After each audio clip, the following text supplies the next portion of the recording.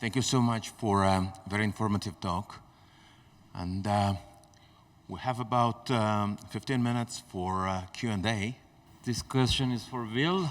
It was a very good presentation, summarizing all the possible solutions. I have a question on one of your slides about comparisons of the latency between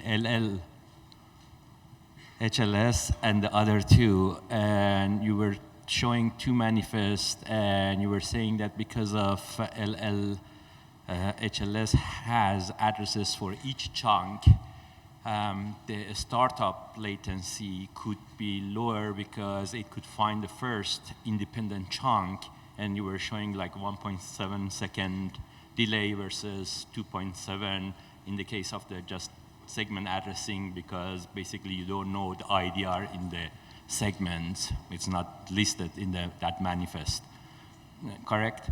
So my question is that why do you think that's a fair comparison? Because if you have IDR in the middle of segments, the right thing to do maybe would be have a shorter segments and basically publish that as independent segments. Therefore, you, even in the segment addressing schemes, without addressing each individual chunk in the manifest, still you can find the first IDR. And that's the logical response. In fact, I would tell people, instead, if you're interested in low latency, don't do 6-second segments. Do 2-second segments where your GOP is your entire segment, and then you avoid that problem. Now your switch boundary is the same as your segment boundary, and there's more clarity for the client. The penalty is a higher request rate on the Dash and the LHLS solutions, because it's the inverse of your segment duration, your request rate. So you would be more requests per client per minute by having shorter segments.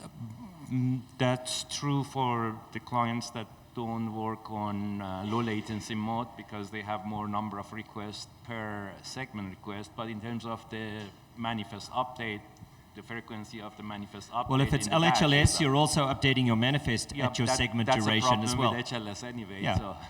So Dash has its one solution, LHLS has another. I don't think updating manifests at a 2,000 millisecond interval is so much of a problem. Updating them at a 300 millisecond interval is more of a problem, because now you're approaching 1.5 times your round trip time. And caching's a problem. Like, well, you got to set a cache in a CDN. We all go down to 1 second, but we don't go beneath that. So there's really a need to be able to cache at millisecond counts instead of second counts. But as we get chunk objects to deliver that are less than 1 second in duration, caching, which is the prerequisite for scalable delivery, becomes a real challenge. And we don't want to send everything back to the origin. The midgress fills up, and then the origin is seeing a huge load. You can, in fact, as Mark just mentioned, once you start up, a player has the option to accelerate its playback. And despite the Radiohead fans objecting, I think for most people, if you do it carefully, and we've done a lot of tests as well, it's actually a good way to correct your latency. You do it over a minute. You don't do it suddenly.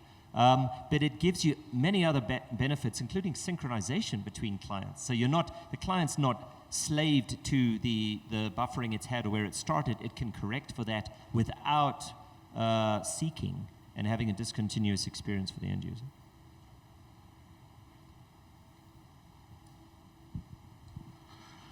Okay, question. First, thank you all for the informative presentations. It seemed to me yesterday we were hearing about things like content-aware encoding. Today we heard about the idea of sort of, predicting or knowing that a piece of a manifest is coming. So my question for all of you is, where do we get breakthrough advantages by erasing some of the lines between the boxes? And by that I mean that an encoder is always a multi-pass, kind of operation. So there's a lot of latency in the encode operation itself. Why can't we overlap the 2-pass encode with the prediction of the manifest and things like that? That's just one example. So I guess my question for all of you is, where is there a breakthrough opportunity by overlapping functions and erasing the lines between boxes? Can we come back? Wowza, as an encoder company, I think you should answer that question. I don't have a mic, Will. I don't know the answer to that question. I am Yeah, surrounded but you're going by to think brilliance. about it, aren't you? Okay. Sorry, Glenn. We want to answer that question, but you're posing a real challenge that we have to think about over time. Like, the encoders are just producing chunks at the moment, but could they be giving more information to us? And how do we encode that? How do we tell the player what's happening to that? So those are certainly interesting areas. We could embed additional boxes in the player. For example, we could be looking at heuristics on the encoder if it knows that activities coming up because it's got a look-ahead window. Maybe it can signal something like that. Maybe there could be a data stream coming out of the encoder, a proprietary channel to assist with the low latency. Actually, it could be part of the media ingest work that Rafael is doing. So certainly we have some boxes for that purpose. So we can certainly use that, I think. I mean, that also introduces a new area of challenge, too, with the ABR, because that more complex that frame is that you have to encode, the more unpredictability you're going to have in terms of your bandwidth prediction from that.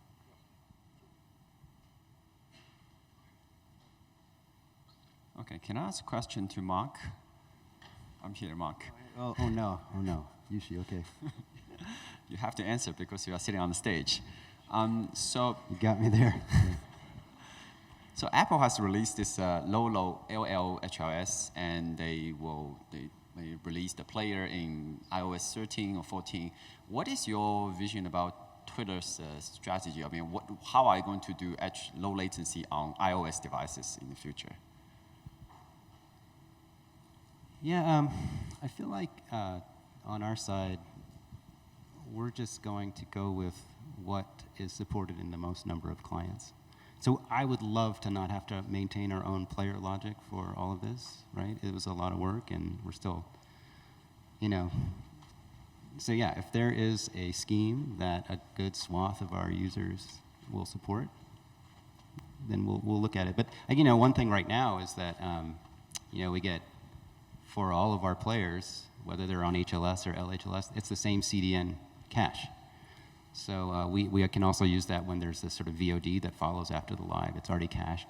And so and we just have to work out the costs, whether it's useful for us to have 2 different versions that we're streaming, or n different versions, however this works out. Thanks. Hey, this is not a question about Apple. Paul, you mentioned that in some MAC implementation on smart TVs, we cannot accelerate the playback rate, right? So my question is, how do we do then? Do we skip content? And then how can we get a consistent experience for end users across platforms if we don't get these features? Well, to clarify, I didn't say that we can't do that. I said that there's much less reliability and predictability around that. I think we've seen, in the smart TV arena, not necessarily the way we see in browser software, the ability to go roll back or release updates for earlier operating systems, earlier devices, and so forth. We see a tendency where the consumer electronics industry very much likes to release a new version and say, this is the version with the software we're going to put on, and this is what we're going to roll out. I think even in the Apple world, we can see a recent example of that with LG's support for HomeKit on TVs. Even though technically speaking, there's no reason why they couldn't deploy that software on earlier versions of the TV, LG's decided to move forward with that only for the newer versions of it. We see that many devices, many other manufacturers, of course, have similar mixed support. So it becomes very challenging to depend upon that. That's one of the reasons why I think it's going to take time to see how this really plays out for actual users in the real world, and then there's going to be some probably some pain around some experiences where some devices aren't going to have the experiences quite as well as they can have on more recent devices and on set-top boxes that are more actively updated by their manufacturers and so forth. Okay, thanks. I have a question for Mark, actually. Oh, hey. So how do you actually do anything against illegal streaming? Do I do anything against illegal For example, streaming? what if I just run Periscope in front of my TV and broadcast premium content to my friends? Yeah, so that's another conference.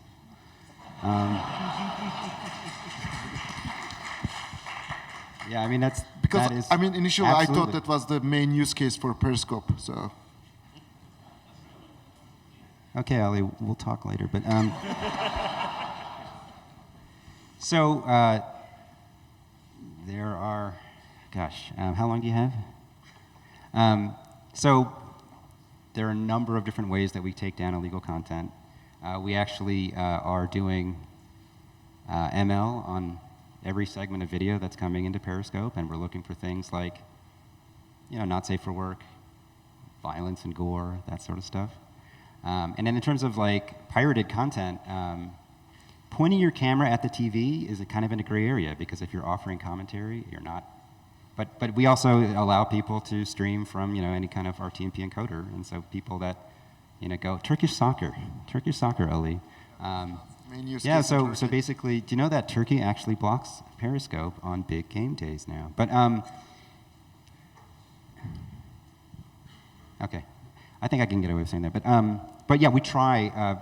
So you can report content owners can report it, and we take it down. We hide it, we take it down. But it's a struggle, and that's a UGC struggle that we all face. We all know how it did work, or it didn't actually work for Facebook and YouTube for this shooting in New Zealand, right? I mean, it take a... Absolutely. Yeah, I mean, it's... So that is a huge area of concern for UGC. Not just that, but there are like European laws coming out next year about rights holders, and that's like existential sort of concern for us. Yeah. So that's definitely... thanks, Ali, for making my day nervous again. All right, thanks. If I can answer... LHLS is cool, sorry.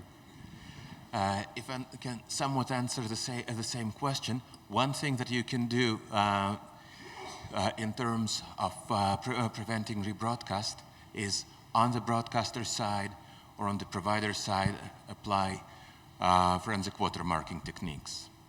Yeah, it might work for broadcasting, but not for New Zealand shooting, right? I mean, that's a whole separate issue. So broadcasting is something we can get our arms around, and we have techniques, obviously. But for being able to, in real time, identify that kind of content accurately, I mean, we're looking for signals not just from the media, but from the profiles of people and so on. Hi, Will. I've got a question for you, and perhaps I may have missed this, but when you talked about the 3 variants of low latency, do we know how closer they bring content closer to live broadcast? Is there like a quantified value for that? So they're all reasonably equivalent. So if you remember my very first commonality, and I said these can all provide latency in the 1.5 to 2 seconds and up range, I think all 3 solutions I spoke about can do that. How close you are to live is a function of the stability of your ingress from your broadcaster to your distribution system, and from your distribution system to your receiving client. So it's another interesting point as we speak about low latency. In a delivery system, you shouldn't mandate that every client has the same latency. And we tend to do that. Everyone's going to be 3 seconds behind live. There are clients who can be 1 second behind live. There are clients that should be 10 seconds behind live because they're on a cellular connection in a tunnel. And the player needs to be smart enough to find the happy place for that end user within the legal limit of what you're transmitting. If it's gambling, you can't be too far behind live. And if it's a sports broadcaster, maybe you want to sync with your over-the-air broadcast.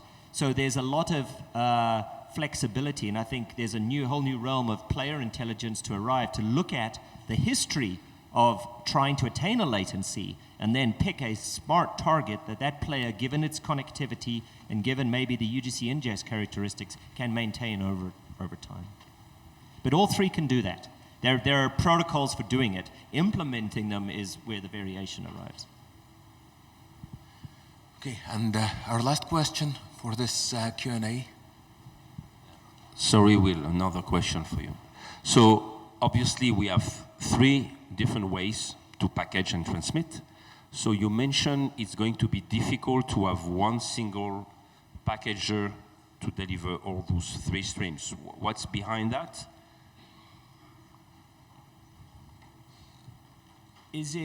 Yes.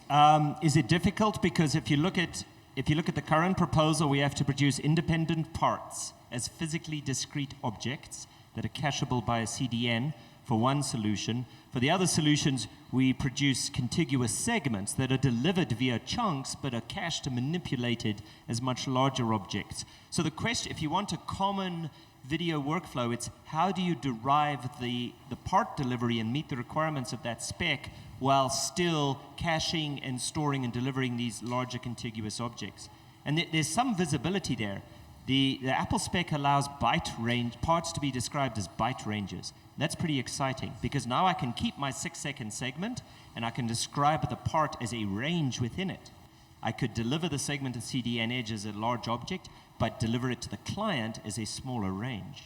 So I'm not saying we've fully fleshed out that solution, but certainly from our side, there's interest there. I just got a talk accepted at Demux, by the way. It's called 3 Roads to Jerusalem, and it's dealing with exactly this problem, which is we've got 3 religions about how to do low latency. We want to make all of them work. How can we do it in a consistent way? So more challenging on the edge than on the origin, from your perspective? No, I think it's a challenge for the encoder. It's got to make this content.